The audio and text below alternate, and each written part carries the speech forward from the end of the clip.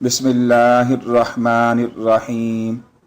السلام علیکم ورحمۃ اللہ وبرکاتہ۔ اسلامک لیب کی جانب سے خوش آمدید۔ حضرت پیر ذوالفقار نقشبندی صاحب ماں کی محبت کا ایک عجیب و غریب واقعہ لکھتے ہیں کہ چائنا میں پچھلی صدی میں ایک زلزلہ آیا تھا جس میں کئی لاکھ آدمی موت کی آغوش میں چلے گئے تھے۔ ایک بڑی بلڈنگ تھی، اس کا ملبہ ہٹانے میں کئی دن لگ گئے تو نیچے ایک جگہ سلیب گری ہوئی تھی، اس کے نیچے ایک عورت کو بے ہوش دیکھا گیا، ایک بچہ اس کے ساتھ لپٹا ہوا تھا۔ ہاسپٹل لے گئے، علاج ہوا۔ جب وہ عورت ہوش میں آ گئی تو ڈاکٹروں نے اس سے پوچھا آخر کیا وجہ ہے کہ تیرے دونوں ہاتھوں کی انگلیوں کے سرے زخمی ہیں؟ اس نے بتایا کہ میرے اوپر چھت اس طرح گری کہ میں ایک کونے کے اندر محفوظ تھی، بچہ میری چھاتی سے لگا ہوا تھا اور میں سمجھتی تھی اگر میری زندگی ہوئی تو کوئی سلیب ہٹائے گا اور مجھے نکالے گا۔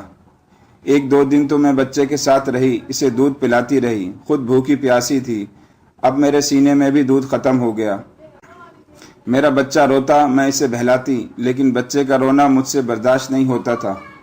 میں کبھی اس کے منہ میں انگلی ڈالتی، کبھی اپنی زبان ڈالتی۔ جب بچے کے پیٹ میں کچھ نہ جاتا تو وہ روتا۔ کہنے لگی میرے دل میں خیال آیا کہ بچے کو میں دودھ تو نہیں پلا سکتی، میرے جسم کے اندر خون تو موجود ہے۔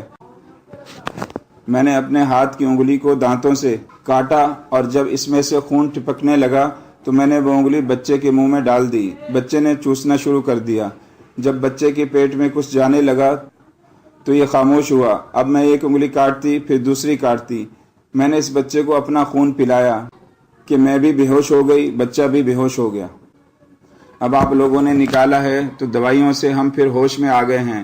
لوگ حیران ہو گئے کہ ماں کی محبت اس درجے تک ہوتی ہے کہ اگر وہ محسوس کرے کہ اپنے جسم کا خون دے کر اپنے بچے کی جان بچا سکتی ہے تو ماں اس سے بھی گریز نہیں کرتی۔